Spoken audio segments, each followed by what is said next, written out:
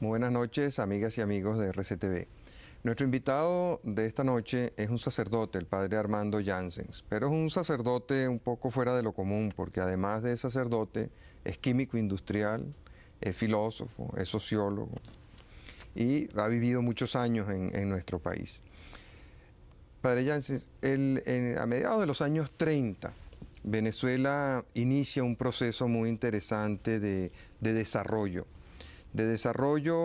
económico, de desarrollo social, acompañados de una gran estabilidad monetaria. Durante 50 años Venezuela es tal vez el país con menos inflación en el mundo y experimenta un crecimiento paulatino, prolongado, que nos lleva de ser un país muy pobre a ser un país relativamente rico, en donde se ha venido desarrollando una importante clase media. En los últimos 15, 20 años, una sucesión de malos gobiernos y de políticas equivocadas han ido empobreciendo el país y han borrado buena parte de esa clase media y han llevado a niveles de pobreza, en algunos casos de pobreza crítica, a una gran parte de la población. ¿Cómo ve usted a Venezuela en el plano social hoy en día, después del impacto de estos últimos 20 años?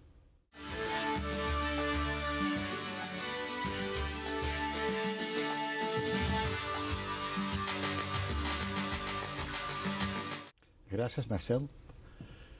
La realidad de nuestro país sigue siendo una realidad de tobogán. No hay datos sociales que no siguen apuntando hacia valores menores que antes. Para darte un dato que me parece muy importante para conocer, el año pasado el consumo de comida bajó, según Cavidea, seriamente elaborado, 25%. O sea, somos más gente, pero 25% con un crecimiento anual significativo. Significa un cambio tan brusco que no podemos imaginar lo que es para la gente. Estaba buscando si en otros países había pasado esto y solamente encontré que en la posguerra Alemania vivió la misma realidad, una baja de 30%, porque si las cifras genéricas son 20%, 25%, si se toma en cuenta que hay por lo menos 10-15% que no cambian sus patronos básicamente, podemos decir que los sectores amplios, populares, por lo menos bajaron hasta 40% de su nivel de consumo, lo que implica evidentemente desnutrición, pobreza, lo que implica evidentemente uso de comida no adecuada, por ejemplo, arroz cocido, el agua de arroz cocido para el niño, hasta en algunos casos conocidos, alimentos para animales. Hoy en día, en este año, aparentemente hay cierta reactivación. Todavía hablando con la gente de la industria, los primeros 5 meses, la baja era de 6%. Y cuando observo que la venta de carros ha duplicado, y más, en su mayoría carros pequeños, no puede evadir o evitar la idea que estamos del lado de un país que más a más tiene una brecha social marcada. Algunos grupos que logran de más o menos adecuarse, pero las grandes mayorías de manera impresionante que están totalmente en el piso, que logran de mantener especialmente la clase media baja un cierto nivel de visión social, de presencia social, de una cierta cultura social, pero que están muy afectados por la situación. Para ni hablar de los sectores populares y especialmente los sectores marginales, donde las enfermedades que están surgiendo o los déficits crónicos que están presentes nos hace pensar que entre 10, 15, 20 años debemos invertir mucho más en programas sociales de lo que hoy en día estamos disminuyendo, porque como usted sabe, como tercer elemento, la inversión social en Venezuela en los últimos años va por atrás en porcentajes importantes. Ahora, usted decía que el único precedente que había encontrado había sido en Alemania de posguerra. Alemania de posguerra salió muy bien parada a la larga. O sea, adoptaron unas políticas económicas adecuadas, tuvieron un buen liderazgo político y en menos de 10 años el milagro alemán, como se le llamó, había convertido a Alemania nuevamente en la primera potencia europea. En ese sentido, siempre defiendo que no podemos hablar de programas sociales para salir de la pobreza si no hablamos de la economía. El mejor programa social es una economía que da trabajo y paga sueldos decentes. Ahora, en la circunstancia económica que ha vivido el país, el empleo ha disminuido de una manera sustancial. Las políticas industriales, las políticas económicas, las políticas, las leyes sociales que se han dictado han conspirado contra el empleo y Venezuela es de los países que menos empleo ha generado y es de los países que más empleos ha destruido en los últimos años. De manera que por ese lado no pareciera que fuéramos por muy buen camino.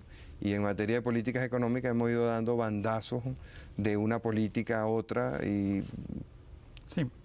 evidentemente, Marcelo, reconozco que cuando uno trata de ver objetivamente el país, se queda algo con miedo, con preocupación grande. Del otro lado, pienso que no existen callejones sin salida. No creo que hay historias absolutas. Siempre podemos intervenir y creo que hay muchas fuerzas que están despertando, especialmente nuevas mentalidades que realizan o que dan conciencia que un sentido de productividad, de creatividad productiva, de cierto nivel de eficiencia, cierto nivel de competitividad es muy necesario. ¿Nos podría poner ejemplos? Sí, me ha llamado la atención que las mismas organizaciones sociales, donde hace 5 o 10 años estos temas ni fueron hablados, más bien fueron vistos como entregarse al capitalismo. Hoy en día, los más preclaros, que no son pocos, incluye esto más y más en la elaboración de los programas, incluye esto más y más en la formación de mentalidades de las comunidades populares. Es sorprendente que esta tendencia está en auge, a pesar que todavía no es la mayoría, pero es una tendencia nueva que tiene aparentemente todo en contra y que poco a poco se vislumbra. Por ejemplo, nosotros trabajamos con microempresas. La palabra no es tan original, pero bien, pequeñas empresas. Nos impresiona, para dar un ejemplo, Marcel, que el año pasado, que sin duda ha sido el año peor económicamente hablando, que nosotros con créditos que recibíamos o que recibimos del BID, a las tasas de interés más alto, porque debemos mantener el valor del dinero prestado, hemos dado el mayor número de créditos de todos los últimos años y tenemos la más baja morosidad de los últimos años. El retorno está en 96-97%. Para decir que no todo está tan perdido como de primera vista parece, donde tú presentes a la gente una alternativa de dignidad, donde ellos van a ser constructores de su propia responsabilidad y no mendigos que reciben apoyo después de esconderse, la gente comienza a reaccionar con valor. Y lo hemos constatado no solamente en sectores medio-bajo, también en sectores más bien de sobrevivencia. Tenemos grandes programas, no solamente en Catia, en Zulia, en Mérida, en Lara, donde no, de ese tipo de cosas. Y por sorpresa, en toda parte se está dando el mismo fenómeno. ¿Cómo se explica cuando hace 4 o 5 años, con fondos subsidiados, extremadamente fácil a nivel de recuperación, teníamos una morosidad de 30-40%? No dudo que nosotros mismos hemos cambiado. Hemos captado que lo social no es regalar. No dudo que la gente está dándose cuenta, este mundo no vive de dádivas, este mundo no vive de caricias solamente, este mundo vive de cierta exigencia y de cierta eficiencia. Ahora, ahí va a entrar en competencia con lo político, porque la tradición política venezolana ha sido la de la dádiva. De manera que a lo mejor por eso es que ha habido tantas críticas a la labor de algunos sacerdotes recientemente, en donde se les dice que no deben meterse en el terreno de lo social, que la iglesia está para las cosas espirituales, porque el político siente que el paternalismo, la dádiva, son su campo propio de acción. La actual ley que está en el Congreso sobre la microempresa refuerza todavía esta tendencia. Pero reconozco cuando fuimos a hablar ya varias veces en las comisiones que con cierta sorpresa, oyéndonos, cayeron en la cuenta de esta actitud que más bien refuerza.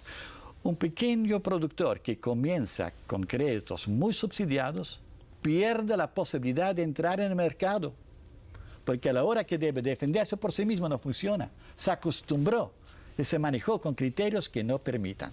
Todas palabras nuevas para nosotros también, hablar de mercado, hablar de créditos, pero indican una nueva mentalidad no solamente a nivel de la iglesia, también, pero creo que es una nueva mentalidad a nivel de la sociedad que está comenzando a florecer. ¿Y qué es lo que cambió en Venezuela, que hoy en día se entiende que los mercados juegan un papel en la asignación de recursos, en la creación de oportunidades y de empleo? ¿Qué es lo que cambió que hoy en día hay que hablar de productividad y de competitividad? Si no hay mal que proviene o viene, la crisis ha sido la madre de la enseñanza. La crisis obligó a la gente de ir a comprender diferentemente el Estado. Terminó de una u otra manera. El clientelismo en su forma brutal, sin duda, ha disminuido. No pueden más, para hablar así. La dependencia para con el pequeño regalo del municipio, de la gobernación, del ministerio, con todo sigue presente. No es más igual como antes. De tal manera que lo más normal en cada vida humana que existe es la mínima dignidad de saber defenderse y de descubrir no solamente que puede defenderse, pero que esto da una ocasión para crecer de repente como hombre responsable.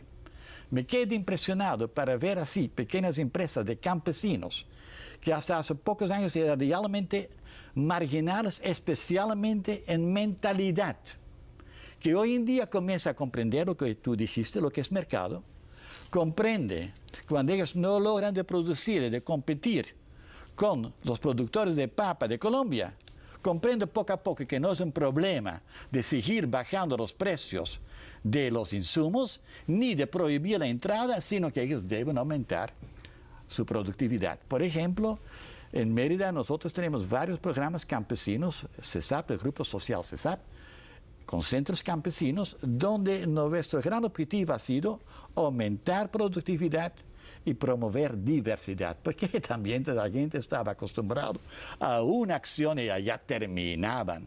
Así es el país, puro petróleo, ¿no? No lo vas a creer. De nuevo estamos produciendo en lotes pequeños pero sustanciales trigo y que comienza a ser por lo menos rentable a nivel comunitario.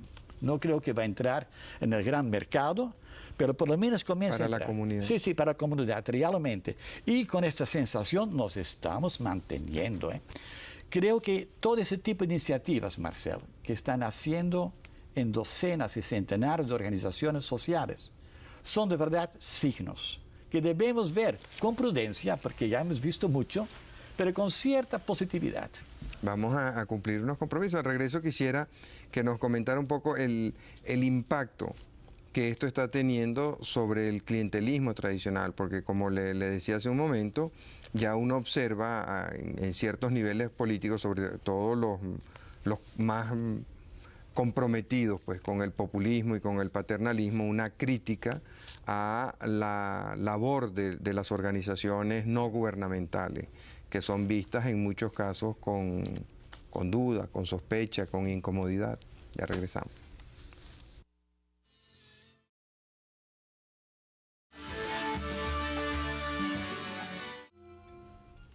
Hace un momento usted nos comentaba que no hay mal que por bien no venga y que esta crisis terrible que hemos vivido en los últimos años y que han llevado a un empobrecimiento sin precedentes en el país, una disminución en el consumo de alimentos y en la ingesta de calorías y de proteínas en el pueblo, ha tenido algunos efectos positivos. Básicamente que la gente se ha dado cuenta de que la mejor manera de recuperarse no es recurriendo al tradicional paternalismo o al clientelismo político, sino reconquistando su dignidad, convirtiéndose en productores. Y eso ha implicado una revisión de muchos conceptos. Un país tradicionalmente socialista como Venezuela ha encontrado que ese no es el camino, que el éxito ha estado en economías abiertas, que están pendientes de lo que ocurre en los mercados, que están pendientes de la competencia, de la productividad, y que tienen como valor fundamental en el plano económico la creación de riqueza y la creación de empleo productivo.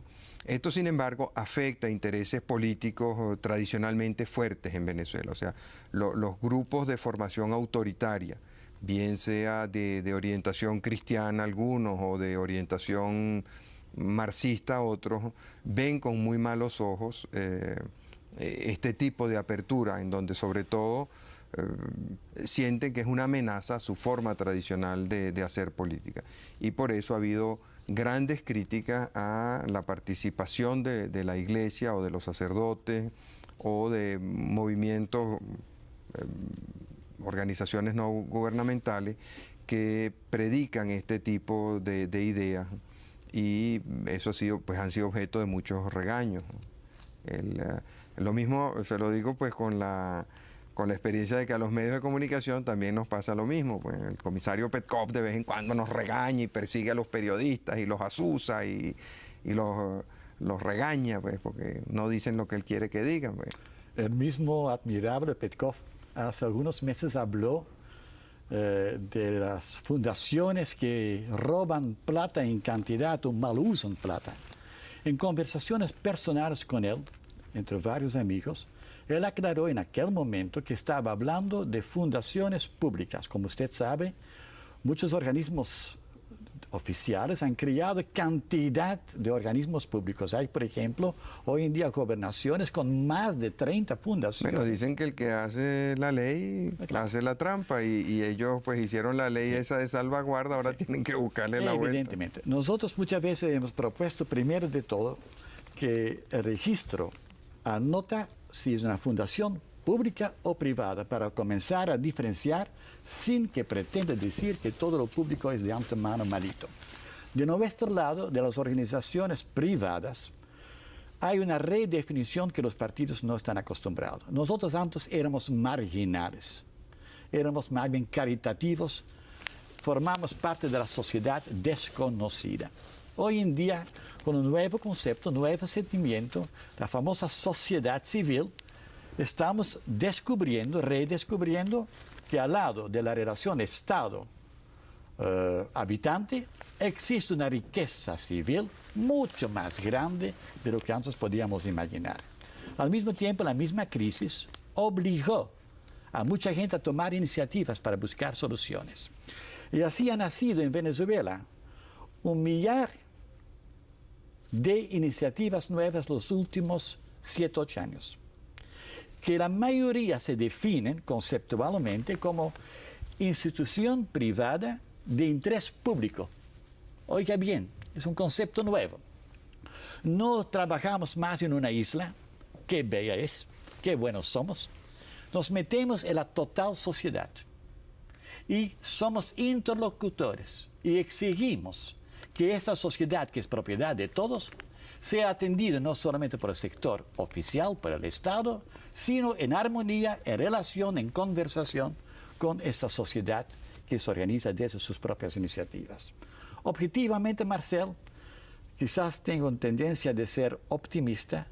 El progreso en este campo ha sido real, con todas las complicaciones, con todas las malcomprensiones de nuestro lado, del lado oficial, de las leyes y reglamentos administrativos que son extremadamente complejos.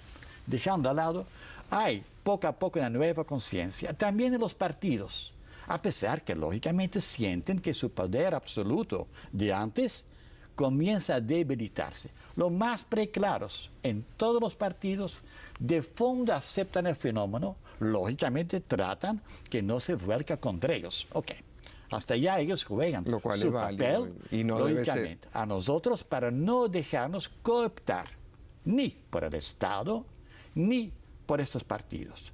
Lógicamente hay organizaciones fantasmas evidentemente. Y siempre creo que es todavía una enfermedad endémica. Cada gobierno piensa que va a ganar votos, rápidamente comprando algunas organizaciones sociales para así limpiar su cara. Pero en general no puede decir que es la característica fundamental. El Ministerio de Familia ha tenido los últimos 10, 15 años un conjunto de mujeres ministros de alto nivel. Con todo, han sido una por una personas que por primera vez en la historia moderna comenzaron una interrelación con la sociedad civil y con las organizaciones muy grande. Pero ya no queda ni una en el gobierno. Ni una mujer, felizmente su mentalidad sigue más bien que mal presente en la actual situación. Y esto ha creado un nuevo fenómeno.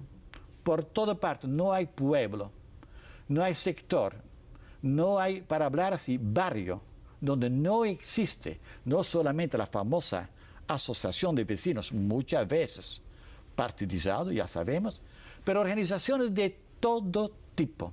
No puedes imaginar. Más bien, la gente que no está en medio de esto y un día dado toma contacto con esto, dicen, eso es otra Venezuela. Conozco en toda Venezuela iniciativas que surgen de esos sectores sociales, muchas veces todavía vinculados, como es normal, con los programas sociales promovidos desde el gobierno, pero muchas veces ya con propia fuerza, que comienza a permeabilizar esa sociedad civil de la cual estamos hablando. ¿Y qué se puede hacer para potenciar esas organizaciones? Para que no, porque es muy delicado, claro. Es muy fácil que caigan en la tentación paternalista, clientelar o política, pero también necesitan unas ciertas condiciones mínimas para poder prosperar. Como usted sabe, yo soy presidente del Grupo Social CESAP, que es la ONG probablemente más grande del país, que normalmente trabaja a través de 30 equipos humanos en todos los sectores. Pero si nosotros estamos trabajando, centenares de otros igualmente están trabajando. Entre estos hemos creado poco a poco la organización Sinergia. ¿Qué es Sinergia? Primero de todo, yo pensé que era una palabra nueva. No, descubrí que era tan viejo que ya San Tomás habla de sinergia para decir que mejorar una virtud automáticamente influye positivamente a las demás virtudes. Sinergia significa un esfuerzo mancomunado entre las grandes organizaciones sociales con el objetivo de crear no solamente un punto de referencia, pero un código ético. Nosotros proponemos la auditoría social como condición para formar parte de Sinergia. Para permitir... ¿Qué es la auditoría social? Significa, muy bien, sencillamente hablamos de dos dinámicas centrales que después se diversifican. Primero es la transparencia de la gestión. La administración debe ser a la vista de todo. Debe lógicamente ser auditado. Los beneficiarios deben ser informados del uso del dinero y debe tener cierta visión, participación, por sencilla que sea. Es primer grupo de cosas. Segundo, la eficiencia del trabajo. El trabajo es serio, está bien enfocado, es bien profesional, de verdad fomenta la participación, de verdad no engorda la propia institución, pero refuerza el capital social de la propia comunidad. Estas son las preguntas centrales que hoy en día entre nosotros están de moda y que cada día incluimos en nuestra reflexión, en nuestra acción. Bello programa de multihogares del Ministerio de Familia. Bello programa. Que al fin y al cabo, con todo lo que podemos decir, logró en pocos años de incorporar 350,000 niños. Es real, no es exagerado. Este programa no puede ser propiedad ni del Ministerio en el sentido simple de la palabra, ni de las organizaciones como la nuestra que lo promueven.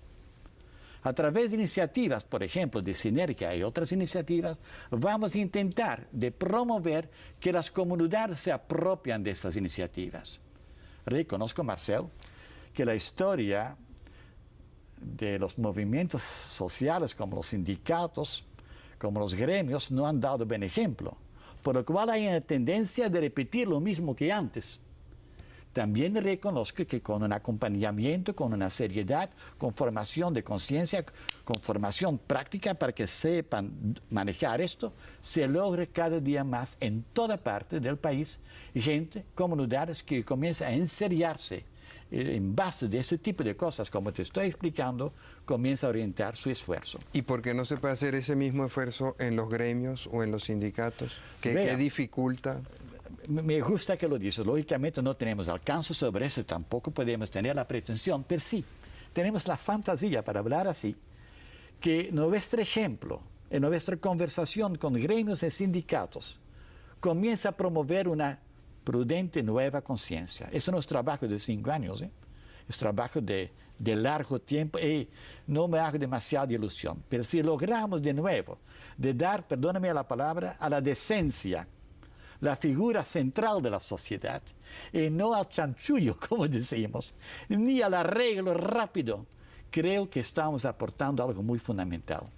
Muchas veces, de una tercera organización, de la cual también quiero hablarte, de Venezuela 2020, muchas veces dentro de ellos hemos hablado de crear espacios de excelencia.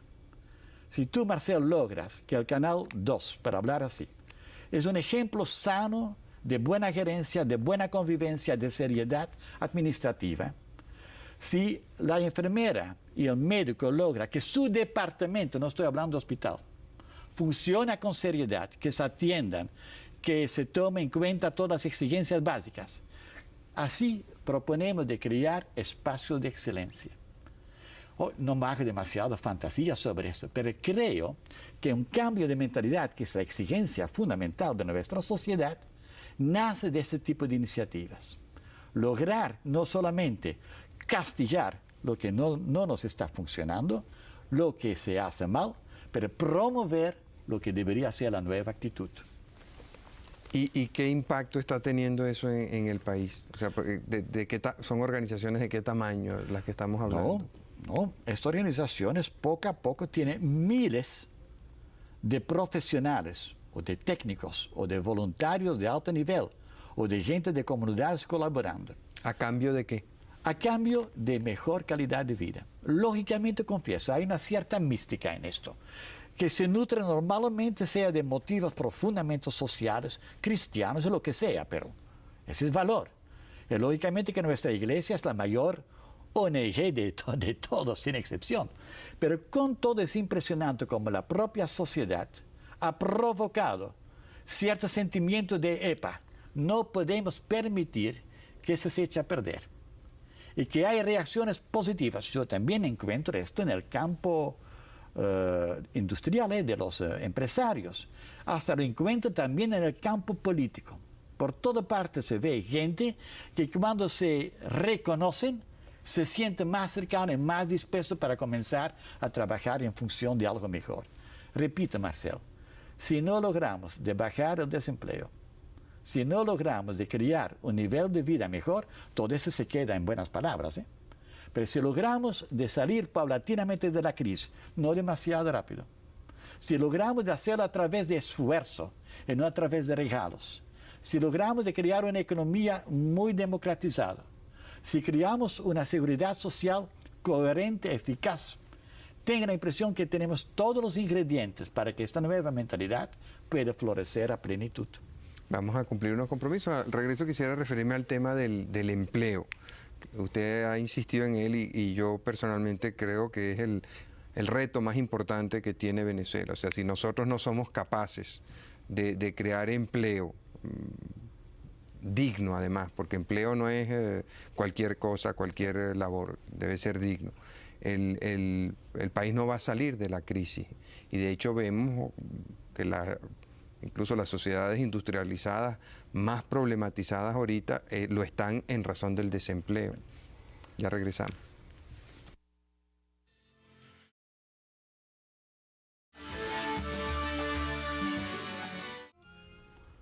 Usted ha mencionado un problema muy importante y muy serio que tiene el país, que es el problema del desempleo.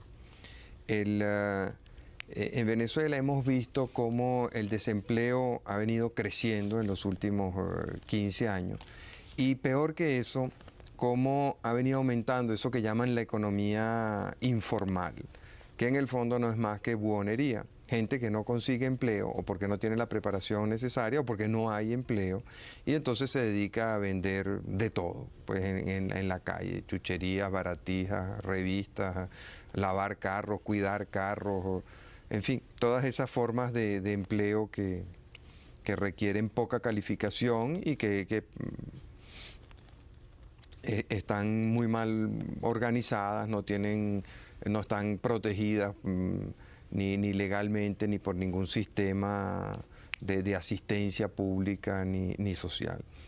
Frente a eso hay mucha gente bien intencionada que cree que la manera de combatir ese desempleo es a través de la creación de empleos en el sector público y por eso vemos que Venezuela tiene una burocracia que en tamaño es comparable a la de Japón, que es un país que tiene 5 veces más población que Venezuela. Y esa burocracia ha ido ahogando al Estado, de manera que entonces el Estado no tiene el dinero que necesita para programas de asistencia de la gente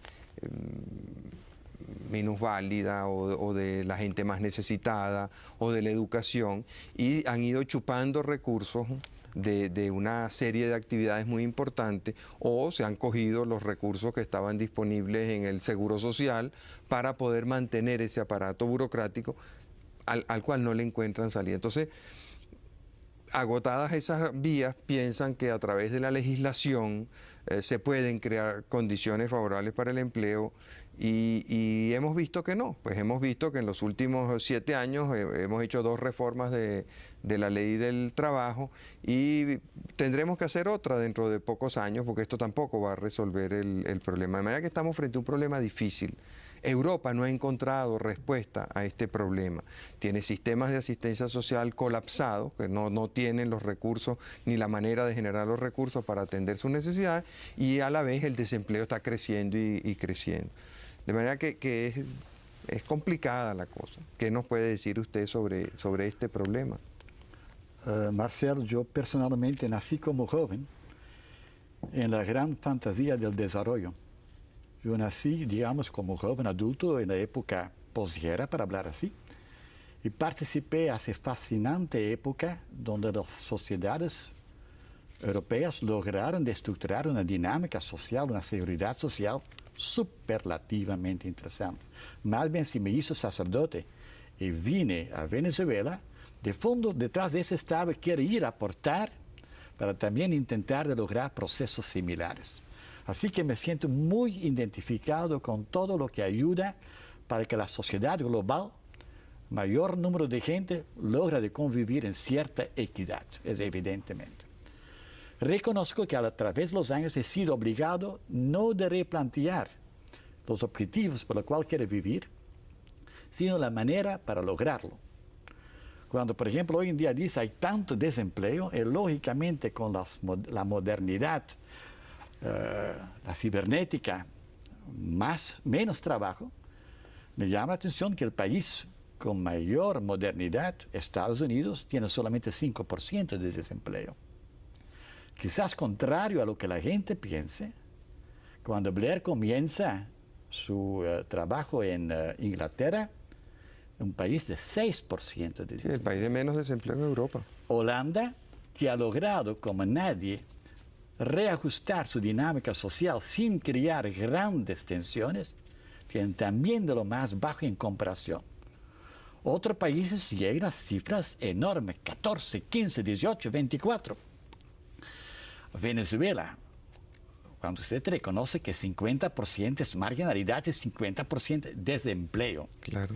Si añade esos famosos 12% oficiales, son 62%. Si añade a la gente que no son considerados como desempleados, no sé si lo sabes, pero la pregunta para saber si alguien es desempleado es, ¿está trabajando? No, señor.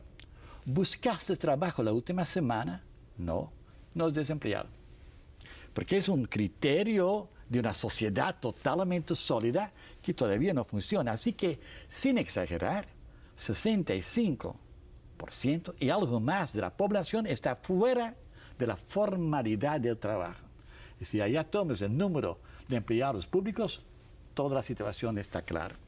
Es evidentemente el mayor reto que tenemos. Y reconozco que todas las formas que hemos hecho, abrir las entidades públicas para regalar empleo, nos ha dado exactamente lo contrario. Reconozco que estamos allá frente a un reto tremendo. Más bien, yo me recuerdo el tiempo que con el maestro Prieto, que de verdad admiro en su enfoque social, por lo menos a nivel de su tendencia de educación, que él estaba en contra cuando se comenzaba a incorporar en las primarias, como se ha hecho, algunos talleres de trabajo, porque decía, no, nada de esto, ya estás educando a los obreros. No, no, no, no, no. Primero es dar chance a todo.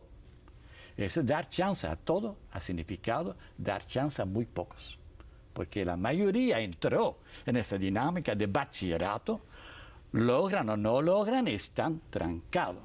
Bueno, se ven en los muchachos que ingresan a las universidades públicas. En su mayoría vienen de instituciones privadas que representan menos del 15%. Que no cobran o no pagan, en este caso, son los muchachos de barrio terminado de ir a la universidad. Van a instituciones tecnológicas, 3 años, que pagan. Es increíble la contradicción. Así, la generación de empleos es el mayor reto y evidentemente pide el esfuerzo mancomunal. Así, primero de todo, cambiar la mentalidad. Yo siempre explico a la gente, Venezuela está mudándose. La casa vieja está cayendo, no funciona más. Pero hay muchos nostálgicos que quieren quedarse sentados, protegidos, para no ver la total realidad. Realmente la casa nueva no está lista. Reconozco, no sabemos. La gente está en la calle, para hablar así, en la plaza, y no sabe dónde está el norte. Y muchos hacen su agosto, reconozco. Pero es en este contexto de emergencia que debemos tomar decisiones reales. Decisiones reales, evidentemente, varios, que no son suficientes, tampoco me considero especialista. Primero, crear realmente, incorporar el trabajo. Y no solamente el trabajo, la productividad dentro de la educación. Debemos dejar de lado el sentimiento de que estamos orientando a los muchachos al mundo neoliberal. Eso no tiene nada a ver con neoliberalismo. Eso tiene a ver con gente adulta que logra defender su propia vida. Es una nueva mentalidad que la mayoría de nuestros educadores no conocen. Poco a poco se están abriendo, muy lento, pero creo que es por ahí que va. Enseñar el trabajo, pero no el trabajo para que tú te conviertas en trabajador, para que tú te conviertas verdaderamente en gerente de tu propia vida, sea dentro de una organización de trabajo, sea dentro de tu propia iniciativa. Segunda cuestión, creo que la democratización seria de la economía, por ejemplo, a través del apoyo a microempresas, a la pequeña y mediana empresa, es de importante nivel. A pesar que me ha llamado la atención que a nivel de medio y pequeño, que hay muchos que no quieren adecuarse a la nueva realidad. Las empresas petroleras que llegan no logran de ponerse de acuerdo. ¿Por qué? No quieren, por ejemplo, compartir los riesgos. Solamente quieren compartir las ganancias. Bien, sobre esto es un mundo abierto. Creo que el Estado debe más temprano que tarde reducir su cuestión. Desde Sinergia estamos elaborando activamente un programa de readecuación laboral, donde se propone que ahora grandes industrias como Sidor, como los del aluminio y otros, comiencen a ser privatizados y sin duda deben reducir parcialmente su personal, y muchas otras entidades. ¿Cómo lograr de que acompañamos a esta gente para que no se lo sienten como el final de su vida, sino como una nueva oportunidad? Y descubrimos que no es suficiente la nueva capacitación técnica, por importante que sea, es una nueva mentalidad. Yo que viví toda mi vida de 15 y 30, todo el tiempo estaba seguro. ¿Cómo logra ahora? No es simple, no quiere ridiculizar esa situación. Esas son situaciones de emergencia, de duelo social. Perdí mi trabajo en una organización como Sidor, que era mi orgullo, me sentí en el centro del mundo de Venezuela, ahora lo perdí. ¿Y ahora qué soy? Con el peligro que el Estado, para suavizar esto, rápidamente regalan despedidas de oro. Bueno, y tiene el caso de la CanTV, donde le regalaron a los trabajadores de CanTV, que no sé por qué son más privilegiados que los demás de Venezuela, les regalaron 700 millones de dólares. El gran problema no es que los obreros lo recibieron, sí que lo fueron facilitados y lógicamente utilizado en carros, en cierto lujo, y 2 años después la mayoría está sentada en el piso. Y eso ha pasado también con la nacionalización de petróleo en determinados lugares. De tal manera, ¿cómo crear una nueva mentalidad? De nuevo, yo sigo considerando que eso fundamental es lo más complicado. ¿Cómo lograr una nueva mentalidad? ¿Cómo lograr presidentes, ministros, que abren términos de nueva mentalidad y no siguen jugando el papel de Papa Dios entre la gente? Sino que dicen, no, estamos con ustedes, tampoco es dejar a la gente de repente, sino crear un ambiente donde la gente se da cuenta, aquí puede construir, hay oportunidades para construir mis respuestas. Sigue pensando que toda mi respuesta sigue siendo débil. El problema es más complejo. Desde las organizaciones sociales, a través de programas de reinserción laboral, que ya están funcionando, desde programas de capacitación para jóvenes, pero no la capacitación tradicional, sino la capacitación en el trabajo, con la gente que trabaja, así aprendiendo a través de un sistema bien elaborado, estamos intentando de fomentar esto. Pero no se puede evitar de pensar que será un trabajo de toda la sociedad global, donde el presidente debe ser el primero que habla un nuevo lenguaje, y donde también cada uno que tiene responsabilidad social muestra en su vida que no está viviendo de componendas, sino de producción realmente lograda. Ahora, hay una... El juego se tranca porque durante muchos años los líderes le han estado diciendo a la gente que el Estado venezolano es un Estado rico y que tiene para darle a todo el mundo, sí. Y la gente se ha acostumbrado a depender del Estado, o sea, se ha creído. Ahora, de repente han cambiado el discurso y dicen que no, que el Estado no es rico, que es pobre. Resulta que el Estado está produciendo más petróleo que nunca, el precio del petróleo está más alto que nunca, han creado impuestos que antes no existían y por los cuales recaudan hasta más dinero que por el petróleo, y no suben el precio de la gasolina cada vez que pueden, y suben el IVA a un nivel, uno de los más altos del mundo. Entonces tenemos un Estado que dice que no tiene, pero que cada día recauda más, y la mentalidad sigue siendo la misma. O sea, ¿cómo? Entonces se presenta un problema de credibilidad. La gente ha perdido la fe en los líderes, pero me da la impresión de que sigue creyendo el cuento. La gente piensa que los líderes son mentirosos, pero que el Estado venezolano es rico y tiene para darle a todo el mundo, y si hubiera uno que no fuera tan mentiroso como los que están, alcanzaría para que todos tuvieran una casa o un carro o una educación mejor. Entonces es muy difícil cambiar la mentalidad de la gente. Sí. No, estás dibujando la total realidad. Así, mi propuesta es una propuesta de esperanza, de proposición, pero reconozco. Solamente quiero subrayar algunos elementos que sin duda se debe tomar en cuenta. Somos un país petrolero. Pensar y compararnos con procesos de desarrollo de otros países no funciona, porque somos y seremos por largo tiempo más un país petrolero. Holanda y Noruega también son países petroleros. Pero en comparación con su total economía es todavía muy relativo. Es solamente una componente, no es el eje central. El eje central.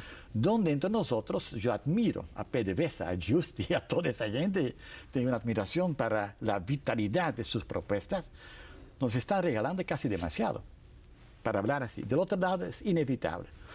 ¿Cómo lograrlo? Yo creo que de nuevo lo que he dicho es una nueva mentalidad. Tengo la impresión que está surgiendo en todos los partidos, y no en más bajo nivel, más bien nivel medio. Gente que tiene clara conciencia sobre eso. No quiero nombrar nombres para no olvidar otros y para decir, no. Sí. Pero en todos los partidos, tú también lo conoces, hay gente que comienza a hablar, a hacer referencia a nuevos elementos. Si logramos ahora, Marcelo, de crear una sociedad civil, significa una sociedad global venezolana que no vive de arriba y no ve únicamente por abajo, pero ve horizontalmente y crea nuevas formas. Estoy seguro que dentro de 20, 30, 50 años vamos a ver otro contexto. Dentro de 5 años podemos estar económicamente mejor, por lo menos para algunos grupos, no creo que la situación está solucionada dentro de 5 y dentro de 10 años. Esta mentalidad, este cambio de mentalidad, en la mayoría de los países, si no hubo procesos de guerra o de revolución, son procesos de larga duración. ¿Y usted no teme que muchos de nuestros dirigentes piensan, bueno, dentro de 50 años estamos todos muertos? Yo tengo que pensar en los problemas de las próximas elecciones, del año que viene.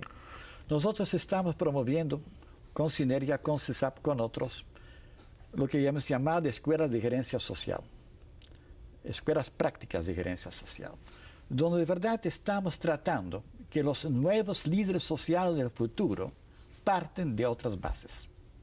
La respuesta es fabulosa. Después de una primera inquietud de qué están hablando, de repente, en poco tiempo, en procesos que duran 2 años, la gente descubre una nueva dimensión de vida, donde más bien ni comprende más su anterior actitud. Y son esta gente que dentro de 10, 15 años dirigirán la dinámica social básica del país. Y creo que esta gente, como un aporte, harán un aporte fundamental para crear una nueva dimensión. Bien, muchas gracias. Muchas gracias, amigos, por su atención. Como de costumbre, los espero el próximo lunes a esta misma hora.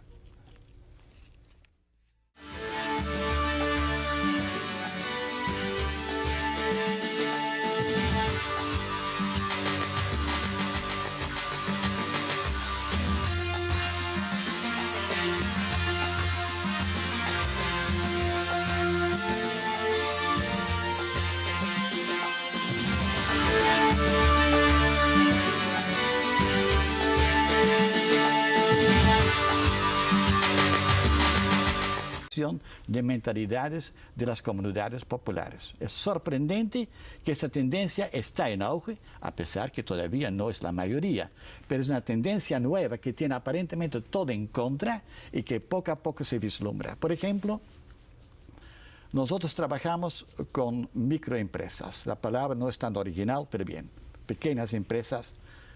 Nos impresiona, para dar un ejemplo, Marcel, que el año pasado, que sin duda ha sido el año peor económicamente hablando, que nosotros con créditos que recibíamos o que recibimos del BID, a las tasas de interés más alto, porque debemos mantener el valor del dinero prestado, hemos dado el mayor número de créditos de todos los últimos años y tenemos la más baja morosidad de los últimos años.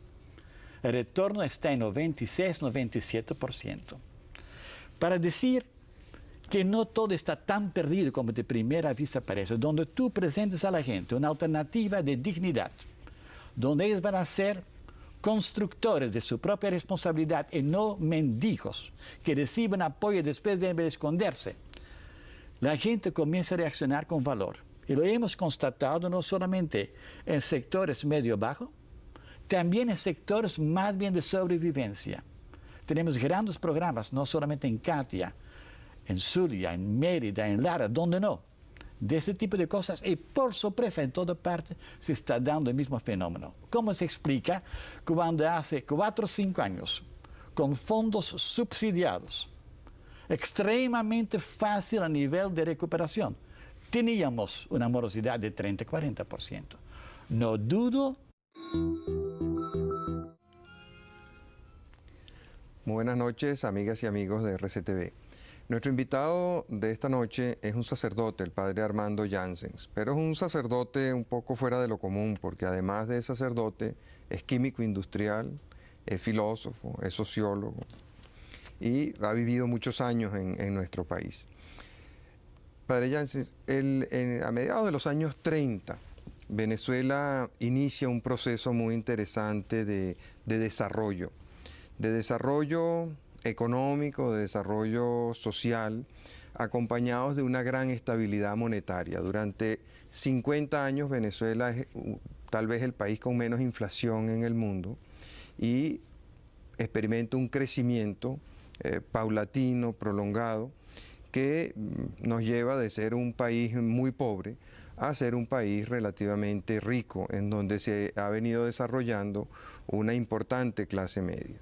En los últimos 15, 20 años, una sucesión de malos gobiernos y de políticas equivocadas han ido empobreciendo el país y han borrado buena parte de esa clase media y han llevado a niveles de pobreza, en algunos casos de pobreza crítica, a una gran parte de la población.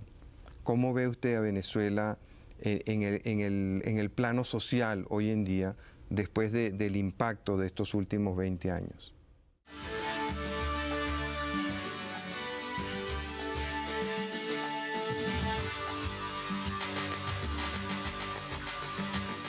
Gracias, Marcel. La realidad de nuestro país sigue siendo una realidad de tobogán. No hay datos sociales que no siguen apuntando hacia valores menores que antes.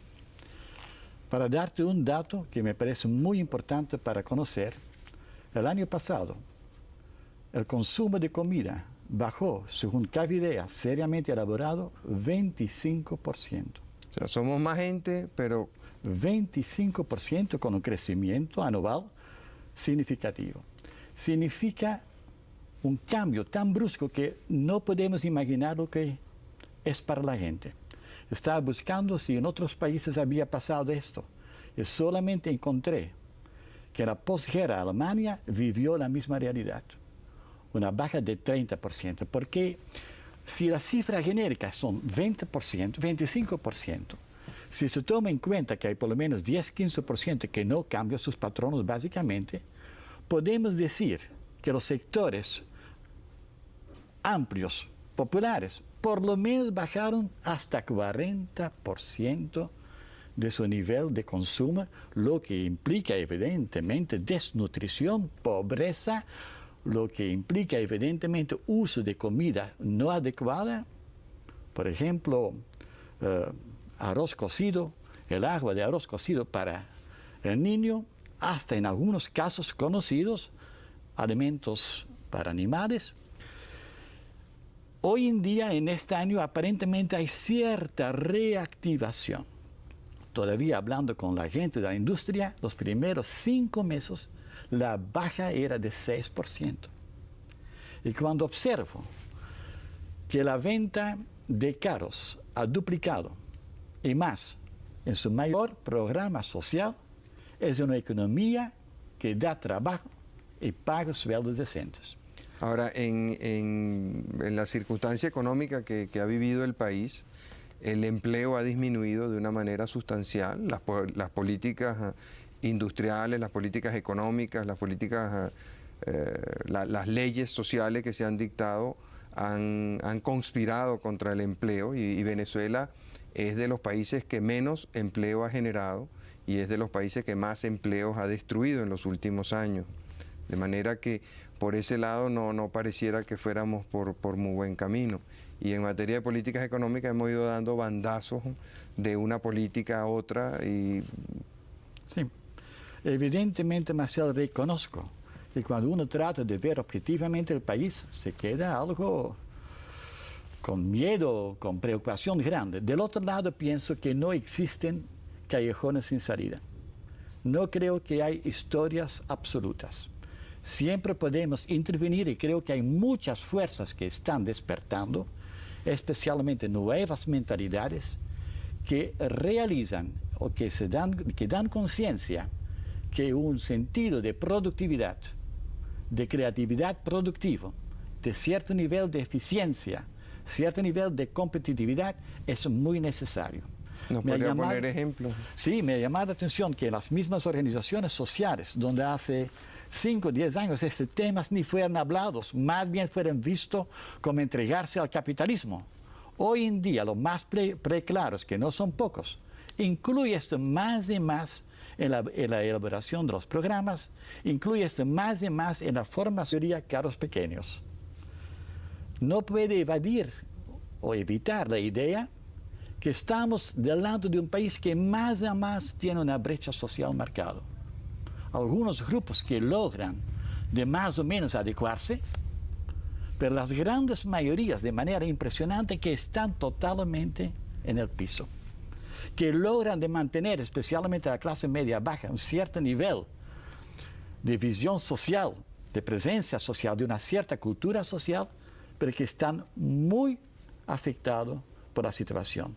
para ni hablar de los sectores populares y especialmente los sectores marginales, donde las enfermedades que están surgiendo o los déficits crónicos que están presentes nos hace pensar que entre 10, 15, 20 años debemos invertir mucho más en programas sociales de lo que hoy en día estamos disminuyendo, porque como usted sabe, como tercer elemento, la inversión social en Venezuela en los últimos años va por atrás en porcentajes importantes. Ahora, usted decía que el único precedente que había encontrado había sido en Alemania de posguerra. Alemania de posguerra salió muy bien parada a la larga. O sea, adoptaron unas políticas económicas adecuadas, tuvieron buen liderazgo político y en menos de 10 años el milagro alemán, como se le llamó, había convertido a Alemania nuevamente en la primera potencia europea. En ese sentido, siempre defiendo que no podemos hablar de programas sociales para salir de la pobreza si no hablamos de la economía. Es mejor